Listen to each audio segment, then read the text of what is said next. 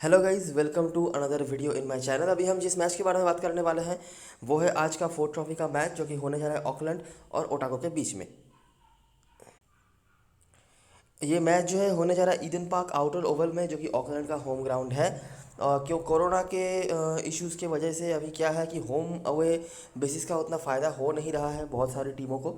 ऐसा हो रहा है कि समझ लीजिए जहाँ पे कोई एक टीम होम मैच खेल रही है, दूसरा मैच भी वहीं पे हो रहा है। मतलब अवे मैच का जो सीन होता था होम अवे का, वो नहीं हो रहा है। इसीलिए आखिरी मैच डे में ऑकलैंड को खेलने का मौका मिला था ओटागो के अगेंस्ट में, और फिर से ओटागो को ऑकलैंड के ही घर पे जाके खेलना पड़ रहा है। ना कि इस बार मतलब होना चाहिए था ऐसा कि ओटागो होस्ट करती ऑकलैंड को, लेकिन ऐसा हो नहीं पा रहा है। तो यही कुछ चीज़ें हैं। बाकी ये मैच भी हो चुका है आखिरी मैच डे में, तो लगभग चीज़ें सेम ही हैं जो उस मैचेस में हुए थे अभी यहाँ पे। तो स्टार्ट करते हैं इस मैच की एनालिसिस। वेदर क्लियर है। पिछले सीज़न के दो फाइनलिस्ट हैं ये, मतलब ये पिछले सीज़न के फाइनल का रिकैप होने जा रहा है। आखिरी पांच लिस्टें मैचों की बात करें तो ओटागो पीछे चल रही है दो तीन डिफरेंस से। इस ग्राउंड में रिकॉर्ड की बात करें तो ऑकलैंड का इस रिकॉर्ड यहाँ पर ग्राउंड में बहुत ही बढ़िया रिकॉर्ड है। अ, पिछले दो ही सीज़न में, मतलब 2018 में 60% मैचेस उन्होंने जीता था, और 2019 में सारे के सारे मैचेस उन्होंने यहाँ पर जीते थे, इंक्लूडिंग जो फाइनल यहाँ पे हुआ था वो भी। ये कुछ परफॉर्मर्स हैं पिछले सीज़न में जो अच्छा करके आए हैं, अगर आप चाहें तो देख सकते हैं। अच्छा, आखिरी जो हेड टू हेड मैचेस हुए हैं इन दोनों टीमों के बीच में, तो वो एक बार हम देख लेते हैं और देखते हैं कैसा क्या होता है जब ये दोनों टीमें आमने सामने होती हैं। एक कम्पिटिटिव फिक्सचर रहा है, आप ऐसा तो कह ही सकते हैं। मतलब मैं आपको यहाँ पर छः मैचेस दिखाऊंगा, छः में से मिनिमम चार मैच तो आप ऐसा देखेंगे जहाँ पर कंपटीशन हुआ है। बहुत ज़्यादा रन्स या बहुत ज़्यादा बॉलिंग डोमिनेशन जनरली यहाँ पे होता नहीं है, अनलेस जो आखिरी मैच हुआ था वहाँ पे। तो सब वो भी मैं आपको समझा दूंगा क्या क्या हुआ था क्या नहीं हुआ था। नहीं तो एक कॉम्पिटेटिव फिक्सचर यहाँ पे रहा है, और ऊपर भी आपने यही देखा, पाँच में से तीन दो का ही डिफरेंस है, कोई एक तरफा डोमिनेंस अभी तक तो नहीं है। ठीक है, तो देखते रहो क्या क्या होते हैं। इंडिविजुअल परफॉर्मेंस की तरफ जाने की ज़रूरत नहीं है, वो मैं आपको आगे समराइज करवा दूंगा। आप स्कोर्स क्या क्या विकेट्स गिर रहे हैं और क्या क्या कैसे कैसे रन, मतलब सामने वाली टीम परफॉर्म कर रही है, वो सब चीज़ों को नोटिस करो। ठीक है, तो ये है फर्स्ट मैच। 250 बनाया था, ऑकलैंड ने चेस कर लिया था ओटागो ने, लेकिन काफ़ी मशक्क़त के बाद एक ओवर और तीन विकेट बाकी थे तो उन्होंने जल्द करा। ये जो परफॉर्मर्स हैं अगर आप चाहें तो देख सकते हैं, मैं डिक्टेट नहीं करवा रहा। उसके बाद देखिए 283, इस बार ऑकलैंड चेज नहीं कर पाई। ठीक है, तो 2018-19 सीजन में दोनों के दोनों ही मैचेस ओटागो जीती थी, इसका मतलब यहाँ पर ऑकलैंड चेज नहीं कर पाई थी, लेकिन क्लोज मैच यहाँ पर भी हुआ था। ये कुछ परफॉर्मर्स थे और यहाँ से हॉर्न कचोपा वगैरह। एक चीज़ नोटिस करो कि परफॉर्मर्स कहाँ से आ रहे हैं। ऑकलैंड ने यहाँ पर बनाया 250 परफॉर्मर जो उस वक्त के टीम में थे और अभी भी कहीं ना कहीं अवेलेबल हैं, तो वो उनमें से है कचोपा, मतलब मिडिल ऑर्डर बैट्समैन। उसके बाद ब्रूम, स्मिथ, रिप्पन, ये सारे middle order lower middle order के बैट्समैन हैं। ब्रूम टॉप ऑर्डर में भी आ सकते हैं। उसके बाद फिर से नोटिस करो ब्रूम, साथ में स्मिथ, किचन, फिनी, मतलब लोअर मिडिल ऑर्डर के बैट्समैन। ऑकलैंड ने यहाँ पर चेज नहीं किया।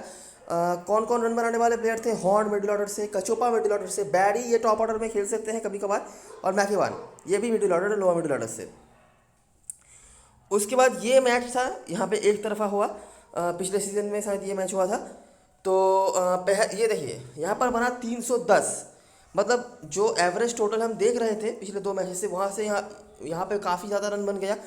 और जैसे ही बड़ा इनिंग्स आ गया टॉप ऑर्डर से, जहाँ पर गप्टिल और वन डाउन आते थे, फिलिप्स, उन्होंने बड़ा इनिंग्स खेला तो रन बन गए 310। और ऑफकोर्स ओटागो यहाँ पर चेज नहीं कर पाई, लेकिन फिर भी ओटागो के स्कोरर्स अगर आप देखेंगे तो फिर से आपको नीचे से परफॉर्मेंसेस दिख जाएंगे। अगला मैच फिर से यहाँ पर एक तरफा मुकाबला हुआ। ये हैं पिछले सीजन के मैचेस, दोनों ही जो मैचेस हुए थे ग्रुप स्टेज में, दोनों ही एक तरफा हुए थे। एक में ऑकलैंड जीती थी और एक में ओटागो यहाँ पर जीता था। यहाँ पर हुआ था 356। फिर से आपको टॉप ऑर्डर से किसी का बड़ा इनिंग्स देखने को मिल जाएगा। ठीक है, साथ में नीचे से परफॉर्मेंसेस तो हमेशा आते ही हैं। और यहाँ पर ऑकलैंड बिल्कुल भी मतलब कोई कंपटीशन नहीं दे पाई थी, सिर्फ रवाल के कुछ रन्स थे बस, और कुछ बताने के नहीं। और फाइनल मैच जो हुआ था यहाँ पर भी आपको वही कंपटीशन देखने को मिल जाएगा। ओटागो ने बनाया था 283, टॉप ऑर्डर से कुछ कुछ रन आए थे लेकिन खास नहीं, लेकिन निचले ऑर्डर से हमेशा ही यहाँ पर परफॉर्मेंस आता है, यहाँ पर भी आया। स्पेशली ओटागो की तरफ से आप चीज़ नोटिस कर सकते हैं। ऑकलैंड ने यहाँ पर चेस कर लिया, ऊपर से एक शतक आया, इसीलिए इतने आराम से यहाँ पर चेस हुआ। आप नोटिस कर सकते हैं 44 ओवर में 285, 8 विकेट गिर गए थे, तो ये एक प्रॉब्लम था, लेकिन रन रेट बहुत बढ़िया था जैसे ही टॉप ऑर्डर से किसी का बड़ा इनिंग्स आया। बाकी नीचे से रन आ ही रहे हैं। और पिछले मतलब एक दिन पहले ही जो मैच हुआ था यहाँ पर भी एक तरफा मैच हुआ था, लेकिन यहाँ पर बॉलिंग डोमिनेंस हुआ था जो कि अभी तक हमने उस तरह से देखा नहीं है। हम देख रहे थे कि 250 280 के भीतर स्कोर्स बन रहे हैं। कुछ मैचों में 300 के ऊपर बने हैं 2 मैचों में, लेकिन ऐसा कॉम्पिटेटिव फीचर रहा है। लेकिन यहाँ पर रन्स काफ़ी कम बने थे। ऑकलैंड ने भी कम रन बनाया था, 246 बनाया था, जहाँ पर कुछ स्कोरर्स ये रहे थे। माइकल रे ने यहाँ पर कुछ कमाल ही करके दिखाया था। मतलब पूरी तरीके से उन्होंने मिडिल ऑर्डर और लोअर मिडिल ऑर्डर को ध्वस्त करके रख दिया था। मतलब नंबर 5 से नंबर 10 11 तक के जो बैट्समैन हैं उन्होंने मिलाकर भी 10 रन नहीं बनाए थे। तो ऐसी चीज़ें ऑफकोर्स डेली डेली तो नहीं होती हैं, ठीक है, लेकिन यहाँ पे हुआ था। ओट्रागो भी यहाँ पर कुछ कर नहीं पाई थी और 113 पर निपट गए थे। यहाँ पर डेल फिलिप्स के रन थे और यहाँ से जो बॉलर्स थे उन्होंने विकेट निकाले।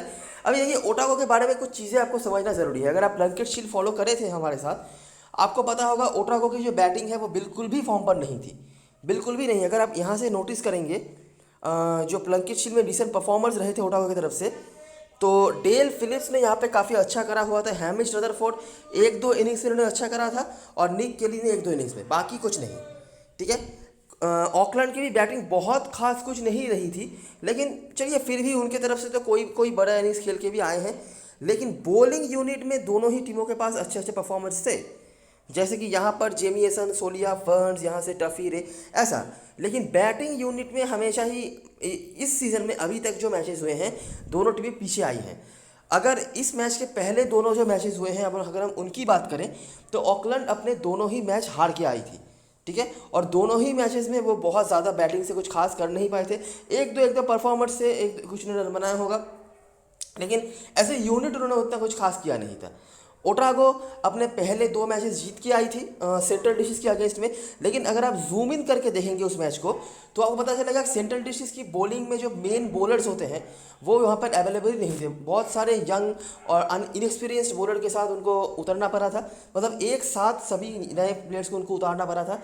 और भी ज़्यादा जूम इन करके अगर आप देखेंगे तो आपको दिखेगा कि ओट्रागो की तरफ से वहाँ पर सबसे बढ़िया बैटिंग जिन्होंने करी थी वो थे हैमिश रदरफोर्ड, ठीक है। हैमिश रदरफोर्ड और नील ब्रूम, इन दोनों ने ही जो काम था वो करे थे। बाकी उनकी बैटिंग उतनी खास कुछ हुई नहीं थी। एक इनिंग्स में शायद रेनविक ने कुछ 30-35 रन बनाए थे, बाकी उस तरह से खास कुछ हुआ नहीं था ओटागो की बैटिंग में। तो प्लंकेट शील्ड से अभी तक जो चल रहा है ओटागो का सीजन बैटिंग से, अभी तक उस तरह से खास कुछ हुआ नहीं है। प्लंकेट शील्ड में तो ऐसे भी मैचेस गए हैं जहां पर वो 100 रन के नीचे ऑल आउट हुए थे, ठीक है। और इस सीज़न में जो 2 मैचेस वो जीते हैं पूरी तरीके से हैमिश रदरफोर्ड और नील ब्रूम के बैटिंग के ऊपर डिपेंड करके जीते हैं। पिछले मैच में हैमिश रदरफोर्ड खेले नहीं थे, नील ब्रूम भी खाता खोलने से पहले आउट हो चुके थे। बस उनकी बैटिंग का जो खराब हाल है वो पूरी तरीके से एक्सपोज जो है हो चुका था, ठीक है। ऑकलैंड की बैटिंग भी खास कुछ हुई नहीं थी। जब मैं आपको आगे ग्राउंड के बारे में दिखाऊंगा आपको समझ में आएगा कि यहाँ पे जो 246 जो टोटल था इससे ज़्यादा तो बन नहीं सकते, स्पेशली जब आपकी टॉप ऑर्डर ने यहाँ पर गप्तिल ने ओपनिंग कर रहे थे, सोलिया, उन्होंने भी अच्छा स्टार्ट किया। मिडिल ऑर्डर में रन्स बने, लेकिन उसके बावजूद भी यहाँ पर रन्स ज़्यादा नहीं बना पाई थी ऐसे टीम ऑकलैंड की टीम, ठीक है। तो ये एक चीज़ है जो समझना ज़रूरी है ऑकलैंड के लिए जो टॉप ऑर्डर में आ रहे हैं, ठीक है। मार्टिन गप्टिल बहुत दिनों से ही खराब फॉर्म में चल रहे हैं। ऑफकोर्स बड़े प्लेयर हैं, किसी भी दिन फॉर्म पे आ सकते हैं, लेकिन अभी तक उस तरह से उनका कंसिस्टेंसी दिख नहीं रहा है। मिडिल ऑर्डर में परफॉर्मेंसेस आ रहे हैं, लेकिन उनसे भी आप ऐसी कोई चीज़ें उम्मीद नहीं रख सकती है बहुत बड़ा कुछ कर देंगे। जी हाँ, कंसिस्टेंट स्कोरर तो है, तो इसीलिए ऑकलैंड के बैटिंग में भी वो डेप्थ नजर नहीं आ रही है। हाँ, as a bowling unit Auckland बिल्कुल बहुत ही अच्छा कर रही है, चाहे आप प्लंकेट शील्ड की बात करें या फिर अभी जितने भी मैचेस फोर्थ ट्रॉफी में हुए हैं वहाँ की बात करें। उनके जो प्लेयर्स उन्होंने नए इंक्लूड करे हैं अपने टीम में वो काफ़ी अच्छा कर रहे हैं। तो यही एक चीज़ है जो पूरे दोनों टीमों के बारे में बताना चाहिए मुझे लगता है। और यही चीज़ है जो आपको ध्यान में रखना है जब आप टीम बनाने जाएंगे कि दोनों ही टीमों के बैटिंग में थोड़ा सा इशू तो है। ये कुछ परफॉर्मर्स हैं जो इस फिक्चर में अच्छा करके आए हैं। नील ब्लूम पिछले मैच के पहले तक तो उनके काफ़ी अच्छे रिकॉर्ड्स थे यहाँ पे, पिछले मैच में खाता नहीं खोल पाए थे, इसीलिए मतलब एवरेज थोड़ा सा कम हो चुका है इनका। उसके बाद माइकल रिपन और जॉस फिनी का भी नाम वो दीजिएगा। माइकल रिपन के बॉलिंग में भी कुछ परफॉर्मेंसेस हैं। ऑकलैंड की तरफ से सोलिया जो करंट स्क्वाड मेंबर्स में से हैं यही अवेलेबल हैं और कोई अवेलेबल नहीं है। ग्राउंड में रिकॉर्ड की बात करें तो ये ऑकलैंड का होम ग्राउंड है, तो ऑकलैंड के ही परफॉर्मेंस आपको देखने को मिलेंगे, जाहिर सी बात है। यहाँ पर भी जो प्लेयर्स अवेलेबल हैं करंटली उनमें से सिर्फ सोलिया का नाम बताने लायक है और बॉलिंग में भी वही है। तो ये है। अभी एक बार देख लेते हैं कि इस ग्राउंड में क्या क्या चीज़ें होती हैं, है ना। ऑकलैंड में दो मेजर ग्राउंड पे मैचेस होते हैं। एक तो है ईडन पार्क आउटर ओवल जो आप देख रहे हैं, और एक ग्राउंड यहाँ पर होता है ईडन पार्क ओवल, ठीक है। वहाँ पे इंटरनेशनल मैचेस भी होते रहते हैं। तो इन दोनों ग्राउंड में ही ये जो डिफरेंस है कि भले ही आप कितना अच्छा स्टार्ट कर ले, इनिशियली पिच देख के आपको लगे कि ये तो मतलब 300 के नीचे होने वाले पिच में से है नहीं, लेकिन जैसे जैसे मैच आगे चलता जाता है ना, यहाँ पे पिच थोड़ा सा मुश्किल हो जाता है बैटिंग के लिए, ठीक है। ईडन पार्क ओवल में फिर भी रन्स बन जाते हैं, मतलब इनिशियली जैसा रहता है पिच फ्लैटनेस वो रह जाता है, लेकिन यहाँ पे जैसे जैसे मैच आगे चलता है पिच थोड़ा सा मुश्किल होता है बैटिंग के लिए। तो इसीलिए टीमें कोशिश क्या करती हैं, जो भी टीम टॉस जीती है इनिशियली वो कोशिश करते हैं बैटिंग करने की, ठीक है। क्या होता है कि जो पिच हो सकता है कि 300 वाला पिच लगे, वो जैसे जैसे मैच आगे चलते जाएगा दिखेगा कि हो सकता है 250 या 260 भी डिफेंड करने के लिए काफ़ी अच्छा हो जाए। तो ऐसा होता है। तो आप देखते रहो यहाँ पर क्या होते हैं। मैं आपको पिछले सीज़न के पिछले 2 सीज़न के कोई मैचेस दिखाऊंगा, और इस सीज़न में जो एक मैच हुआ है बहुत ज़्यादा हमने देख ही लिया। तो देखते रहो। देखो 268 बना, ठीक है। बहुत बढ़िया कुछ स्कोर नहीं था। चेज हो गया, यहाँ पे 2 गेंद रहे थे और 2 विकेट हाथ में रहे थे, वो भी एक शतक आने के बाद। ओवरऑल ऑन एन एवरेज यहाँ पर पेसर्स का ही हेल्प जो है रहता है। ऑकलैंड की तरफ से विल सोमरवाइल जो है वो यहाँ पे काफ़ी कंसिस्टेंटली परफॉर्म करते हैं, मतलब हमेशा ही उनके हाथ में विकेट तो रहता है। अभी कितना विकेट रहेगा वो तो अलग बात है, नहीं तो विकेट वो हमेशा यहाँ पे लेते रहते हैं। बाकी उस तरह से स्पिनर्स के लिए कुछ है नहीं। अच्छा, उसके बाद देखिए 191, ठीक है। चेस तो हो गया, लेकिन 6 विकेट के नुकसान पर यहाँ पर भी सोलिया का परफॉर्मेंस था रॉबर्ट ओडोनल के साथ। पेसर्स का ही अपर हैंड आपको देखने को मिलेगा, कोई दिक्कत वाली बात यहाँ पे नहीं है। उसके बाद 271 बहुत बड़ा टोटल नहीं बन रहा है, आप नोटिस कर सकते हैं 270 280 के भीतर स्कोर रह रहे हैं। यहाँ पर फिर से सोलिया और ओडोनल के परफॉर्मेंस आपको देखिए, पेसर्स का अपर हैंड, और दूसरे रन में पेसर्स ने ही यहाँ पर ध्वस्त किया था। उसके बाद यहाँ पर थोड़ा ज़्यादा रन बन गया। ये कुछ परफॉर्मर्स से जहाँ पर ओडोनेल, हॉर्न, जेमिसन नीचे से ये कुछ ऐसे पेसर्स के ही विकेट्स यहाँ पर आपको फिर से दिख जाएंगे। चेज तो ऑफकोर्स होना नहीं था। ये है पिछले सीजन का फाइनल। 283 बना, चेज हो गया। सामने वाले टीम के एक शतक आए थे, और यहाँ पर भी तेज तरार चैपमैन ने 84 रन बनाए थे, जब जाके ये चेज हुआ, नहीं तो ये रन काफ़ी मुश्किल हो सकता था, ठीक है। चलिए 283 यहाँ पर चेज हो गया। जनरली आप देख रहे थे पिछले मैचेस में इतना बड़ा रन यहाँ पर चेज जनरली होता नहीं है। और ये जो पिछला मैच हुआ था आखिरी मैच, तो जो चीज़ नोटिस करने वाली है कि रन्स यहाँ पे बहुत ज़्यादा नहीं बन रहे हैं। फाइनल मैच में अलग हुआ था, वो आप छोड़ दीजिए, लेकिन बहुत ज़्यादा यहाँ पे रन नहीं बन रहा है। 270 275 ऐसा ही, डिस्पाइट इनिशियली स्टार्ट जो बैटिंग फर्स्ट टीम कर रही है ना, वो अच्छा हो रहा है। और बाकी अगर आप बॉलिंग यूनिट की बात करेंगे तो नोटिस करो, यहाँ पर 10 गिरे, यहाँ पर 10, उसके बाद यहाँ पर भी 10, 8, यहाँ पर गिरे 7 और 10 17, यहाँ पर भी 20 के 20 विकेट गिरे, यहाँ पर 16 विकेट गिरे। रन काफ़ी कम था, इसीलिए मतलब ज़्यादा विकेट गिराने नहीं पड़े चेसिंग टीम को। उसके बाद यहाँ पर भी 18। तो आप नोटिस कर सकते हैं बॉलिंग यहाँ पे पिच परफेक्ट तो हो ही रही है, ठीक है। और मेजॉरिटी ऑफ द टाइम्स सामने वाली टीम अगर 250 260 के आसपास ही बना देती स्कोर, तो चेसिंग टीम के लिए दिक्कतें खड़ी हो जाती हैं। इवन 191 पे भी यहाँ पर काफ़ी फाइट हुआ था, ठीक है। 2 बहुत ही बढ़िया इनिंग्स आए थे जिसकी वजह से यहाँ पर टीम जीती थी, नहीं तो ऐसा हो रहा है। और पेसर्स का ऑन एन एवरेज यहाँ पे अपर हैंड रहता ही है। साथ में ऑकलैंड की तरफ से एक नाम मैं बता सकता हूँ जो है विल सोमरवाइल। ये यहाँ पे विकेट लेते रहते हैं, एक दो करके हमेशा ही इनको विकेट मिलता रहता है, तो एक कंसिस्टेंटली पॉइंट स्कोरर आपको ये दिख सकते हैं। बाकी जैसे कि आप देख रहे हैं कि विकेट्स क्योंकि यहाँ पे बराबर गिर रहे हैं, तो हिचकिचाइएगा मत जब आपको किसी लोअर मिडिल ऑर्डर या मिडिल ऑर्डर के बैट्समैनों को लेना पड़े। और अगर ऐसा है तो ऐसे प्लेयर्स जो लोअर मिडिल ऑर्डर में बैटिंग भी कर सकते हैं और बॉलिंग भी पूरा ओवर करवाएंगे, ऐसे प्लेयर्स बहुत ही कंसिस्टेंट पॉइंट स्कोरर के तौर पे आपकी टीम में हो सकते हैं। विल सोमरवाइल भी उस सूची में आ सकते हैं। अगर समझ लीजिए बैटिंग इनको मिल जाए तो बैटिंग तो ये कर ही सकते हैं। अगर 20-25 रन बना देते हैं, एक आध विकेट निकाल देते हैं, तो काफ़ी अच्छे पॉइंट स्कोरर बन सकते हैं। तो मोटा मोटा जो हमें दिख रहा है यहाँ से हेड टू हेड से हमने देखा कि 80% मैचेस में, कहूँगा सारे मैचेस नहीं ऑफकोर्स, 80% मैचेस में यहाँ पे कंपटीशन हुए हैं, ठीक है। बहुत ज़्यादा हाई स्कोर्स वहाँ पे हमें देखने को नहीं मिले हैं 2 मैचेस को छोड़कर, और वही 2 मैच बिल्कुल एक तरफा गया था, नहीं तो कंपटीशन वहाँ पर भी था। और ग्राउंड पे हम ये चीज़ देख पा रहे हैं कि 280 मतलब बहुत बड़ा स्कोर हो जाता है। फाइनल वाला जो मैच था पिछले सीजन का, वो 280 के ऊपर चेज हो गया था, नहीं तो 280 यहाँ पर बहुत मुश्किल हो जाता है चेज करना। टॉस जीत के टीमें कोशिश करती है पहले बैटिंग करने की, क्योंकि इनिशियली वहाँ पे थोड़ा सा मतलब इजीनेस रहता है। बाकी अगर बीच में से कोई एक बड़ा इनिंग्स आ जाए तो बड़ा स्कोर भी बन सकते हैं, नहीं तो जनरली नहीं बनते हैं। और बॉलरों में से बात करी जाए तो पेसर्स का ही यहाँ पर on an average upper hand रहता है। तो जब हम टीम बनाने जाएंगे टॉस देखना बहुत ज़रूरी है। मैं आपको इनिशियली पिछला मैच जो हुआ था, ऑकलैंड ने टॉस जीता था, बैटिंग किया था, तो वही देखकर मैं आपको कुछ बताऊंगा कि उसी बेसिस पर अगर चीज़ें होती है तो जो भी टीम टॉस जीतेगी पहले बैटिंग करेगी, समझिए जो भी टीम पहले बैटिंग कर रही है उनके टॉप 4 में से 2 प्लेयर्स को रखना है आपको। वो आप सिलेक्शन परसेंटेज देख के रख सकते हो, अगर बड़ी लीग खेल रहे हो तो वहाँ से ऑल्टरनेट भी कर सकते हो। पेसर या फिर ऐसे प्लेयर्स जो पेस बॉलिंग के साथ साथ बैटिंग भी कर सकते हैं, ऐसे प्लेयर्स को आप यहाँ पे मिस नहीं कर सकते, क्योंकि मतलब विदाउट एनी डाउट यहाँ पे नीचे तो बैटिंग जा ही रही है, ठीक है। और अगर कोई समझ लीजिए बैटिंग कर लेते हैं, 15-20 रन भी बना देते हैं, तो आपके लिए काफ़ी अच्छे फायदेमंद हो सकते हैं, क्योंकि यहाँ पर at the end of the pacers को विकेट तो मिल ही जाता है। और 17 से 20 विकेट तक यहाँ पर गिर जाते हैं दोनों इनिंग्स मिलाकर, ये भी आपने नोटिस कर लिया। हाँ, तो ये है चीज़ें। प्लेइंग यूनिट की बात करें तो ओटागो के होकर पिछले मैच में खेले थे एंगस मैकेंजी। प्रॉपर ऑलराउंडर हैं ये, ठीक है। लोअर लेवल क्रिकेट में ये ओपनिंग बॉलिंग भी करते हैं, बैटिंग भी कर सकते हैं, लेकिन पिछले मैच में बैटिंग से कुछ कर नहीं पाए थे। बॉलिंग में तो अकेले माइकल रे ने ही 7 विकेट निकाल दिया था, तो ऑफकोर्स इन खाते में कुछ आया नहीं था, तो इनफेक्टिव रहे थे। और जाहिर सी बात है लोग इनको लेने वाले हैं नहीं, लेकिन ये एक ऑलराउंडर हैं, आप इनको ऐसे ऑलराउंडर कंसिडर कर सकते हैं, बॉलिंग ऑलराउंडर टाइप हैं ये। उसके बाद नील ब्रूम ओपनिंग करेंगे। नील ब्रूम के रिकॉर्ड्स तो सही है, लेकिन इनके फॉर्म को लेकर थोड़ा इशू है, ठीक है।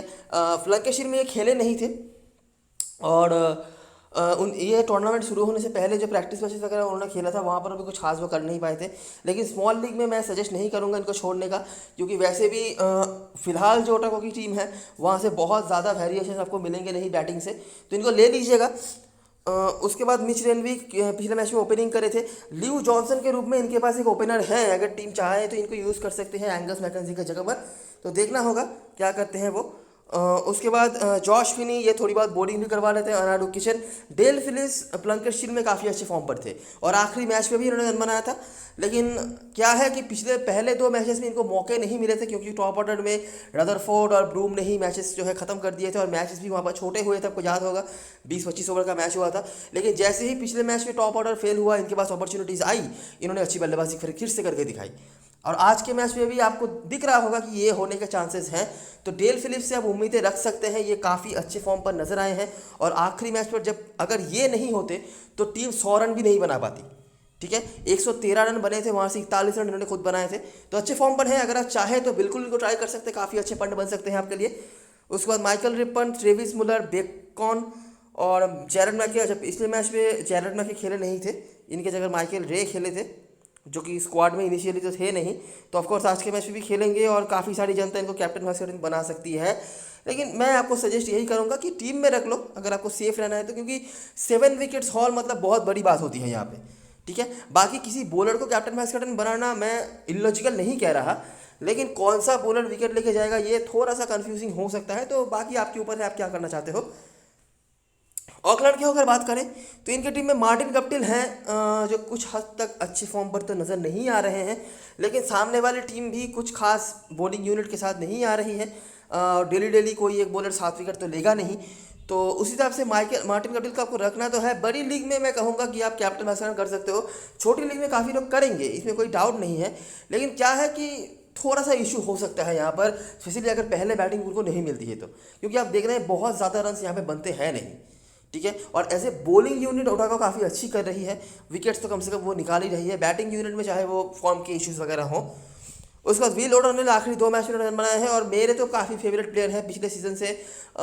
मैंने इनके ऊपर काफ़ी टारगेट कर रखा था, लेकिन पिछले सीज़न में उस तरह से खास कुछ कर नहीं पाए थे, लेकिन इस सीज़न में आखिरी 2 मैच में उन्होंने रन बनाया हुआ है। उसके बाद सोलिया या बेगिन में से कोई एक ओपनिंग करेंगे, और दूसरे वाले नंबर 4 पे आ जाएंगे। उसके बाद रॉबर्ट ओडोनेल अच्छे फॉर्म पर हैं, पहले 2 मैच में स्टार्ट नहीं कर पा रहे थे, लेकिन आखिरी मैच में जैसे ही स्टार्ट मिला उन्होंने अच्छी पारी खेली, और ऐसा ही आप इनसे उम्मीद रख सकते हैं। बहुत बड़े वाले स्कोरर तो नहीं है, लेकिन कंसिस्टेंट स्कोरर हैं, ये आप इनसे उम्मीद रख सकते हैं। उसके बाद बेन हॉर्न राष्ट्रब्राग मोस्ट प्रोबेबली यही स्टार्ट करेंगे, अपने मतलब जगह को वो पक्का कर चुके हैं, बैटिंग से भी या बॉलिंग से परफॉर्म करते हुए। उसके बाद सोमरवाइल, हैरिसन, लिस्टर और लुई दिलपॉट बहुत ही बढ़िया बॉलिंग करवा रहे हैं। लुई दिलपॉट विकेट भले ही नहीं मिली है लेकिन इकोनॉमिकल रह रहे हैं, एक छोर से प्रेशर हमेशा बना के रखते हैं। ये कुछ चीज़ें हैं समराइजेशन में, अगर आप चाहें तो वीडियो पॉज करके देख लीजिएगा, जो कि पूरी चीज़ें हमने देखा हेड टू हेड ग्राउंड से। कैप्टन मसीनो चॉइस की बात करें तो ओटागो के होकर ब्रूम और किचन फिलहाल सेफेस्ट पिक में है। उसके बाद अभी काफ़ी लोग माइकल रे को बना रहे हैं ट्रेविस मुलर के साथ। ट्रेविस मुलर ने भी सेकंड लास्ट मैच में 4 विकेट निकाला हुआ था। और बहुत ज़्यादा रिस्क लेना है तो रिपन यहाँ से डेल फिलिप्स और ल्यू जॉनसन का ऑप्शन मिल जाएगा। ऑकलैंड के होकर गप्टिल और हैरिसन है सेफेस्ट पिक में। उसके बाद विल ओडोनेल जो पिछले 2 मैच से रन बना रहे हैं, और बॉलिंग में सोमरवाइल और ऑलराउंडर में सोलिया को काफ़ी लोग लेंगे, और हो सकता है काफ़ी लोग कैप्टन वाइस कैप्टन बनाए क्योंकि सोलिया ओपनिंग भी करने आ रहे हैं अभी। और बहुत ज़्यादा रिस्क लेना है तो रॉबर्ट ओडोनेल जो काफ़ी अच्छे फॉर्म पर हैं, लेकिन अभी भी लोग इनको थोड़ा सा अंडर एस्टिमेट तो कर रहे हैं। और बॉलिंग में से बेन लिस्टर और रस्टर ब्राक। तो ये रही सारी चीज़ें। अभी एक बार देख लेते हैं कि किस तरह से आप इस मैच की ड्रीम 11 की टीम बना सकते हो। तो ये मेरा बेसिक स्ट्रक्चर है टीम का। आप देख सकते हैं मैंने बॉलिंग हैवी रखा है, इसका मतलब ये नहीं कैप्टन वाइस कैप्टन भी आपको बॉलरों से ही बनाना पड़े। और मैं बाई एनी मीन्स यहाँ पर ऐसा भी नहीं सोच रहा कि टीमें 100 रन पे ऑल आउट हो जाएगी। लेकिन क्या है कि जैसा कि हम देख रहे हैं कि टीमें यहाँ पे ऑल आउट तो होती हैं, मतलब 17 से 18 विकेट 20 विकेट तक तो कहीं नहीं जा रहे हैं। तो एक बार के लिए बैट्समैन रन बनाए या नहीं बनाए, विकेट तो यहाँ पर भाई साहब गिरेंगे, ठीक है। और उसीलिए मैंने यहाँ पे देखिए नोटिस करो, मैंने ट्रेविस मुलर और माइकल रे को रखा है मेरे मेन स्ट्राइक बॉलर्स ओटागो की तरफ से। यहाँ पर बेन लिस्टर, रास्टर ब्राक मेरे स्ट्राइक बॉलर्स हैं, और सोमरवाइल जो मैंने बताया कंसिस्टेंट पॉइंट स्कोरर है। इनमें से रास्टर ब्राक और सोमरवाइल बैटिंग से भी पॉइंट दे सकते हैं। और मैंने यहाँ पर माइकल रिपन को रखा है। तो जो बॉलिंग यूनिट है मेरा बिल्कुल सेट है। माइकल रिपन स्पिनर, बाकी तो पेसर्स यहाँ से, और यहाँ पर विल समरवाइल स्पिनर, बाकी तो पेसर्स यहाँ से। इनमें से Michael Ripon, will Somerville, raster Barack batting भी कर सकते हैं। हो गया। अच्छा, यहाँ पर बैटिंग में नोटिस करो बेन हॉर्न को मैंने रखा है। अगर समझ लीजिए आपको रेनविक रखना है, आप रेनविक को भी रख सकते हो। ओपनिंग करेंगे रेनविक, याद रखना। बाकी कीपिंग से जो पॉइंट देंगे वो तो अलग। अगर आप फॉर्म की बात करेंगे तो बेन हॉर्न बेटर फॉर्म पे नजर आए हैं, और ये ग्राउंड में भी उनके रिकॉर्ड्स हमेशा ही बेटर रहते हैं, तो इसीलिए बेन हॉर्न ही है। सिलेक्शन परसेंटेज इनका ज़्यादा है, इसीलिए मैंने उनको रखा है। अगर आप चाहें तो रेनविक को इनके साथ या इनके जगह पर रख सकते हैं। यहाँ पर रॉबर्ट ओडोनेल, मार्टिन गप्टिल का फॉर्म उतना अच्छा नहीं है, लेकिन स्मॉल लीग में रिस्क करने लायक प्लेयर ये है नहीं, और ये मुझे बताने की ज़रूरत नहीं है। अपने दिन पे ख़त्म कर सकते हैं सब कुछ। बड़ी लीग में आप ट्राई बिल्कुल कर सकते हैं। रॉबर्ट ओडोनेल फॉर्म पर हैं, सारे रिकॉर्ड्स इनके सपोर्ट में हैं, और ज़रूरत पड़ने पर बॉलिंग भी करवा सकते हैं। ये आपने देखा होगा सेकंड लास्ट मैच में विकेट भी निकाला था उन्होंने, तो इसीलिए वो यहाँ पर हैं। डील ब्रूम स्मॉल लीग में इनको भी मैं सजेस्ट नहीं करूँगा, ड्रॉप करो। फॉर्म पर ये भी नहीं है, ठीक है। तो ये दोनों प्लेयर्स हैं जिनको आप अगर आप बड़ी लीग खेल रहे हो ना, एक बार के लिए ट्राई जरूर करना। स्मॉल लीग में ज़रूरत नहीं है, क्योंकि काफ़ी लोग कैप्टन मैसन बना के आएंगे, और अगर ये रन बना देते हैं तो आप एक तरफा हारेंगे। और यहाँ पर डेल फिलिप्स अच्छे फॉर्म पर हैं। मौका नहीं मिल रहा था इसीलिए, लेकिन कल के मैच में मतलब आखिरी मैच में मौका मिला तो उन्होंने रन बनाया, और मुझे इनसे उम्मीद है अगर फिर से मौका मिलेगा तो फिर से ये रन ज़रूर बना के देंगे।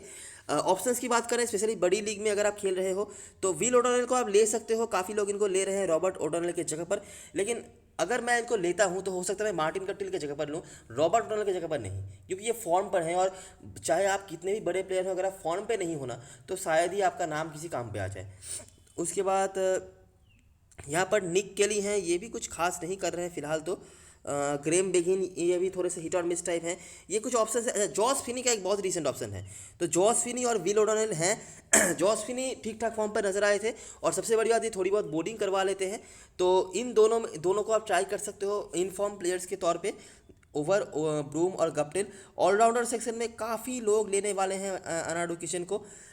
बॉलिंग से क्या करेंगे, क्या विकेट मिलेगा या नहीं वो तो मुझे पता नहीं, लेकिन बैटिंग से तो ये फॉर्म पे नहीं थे।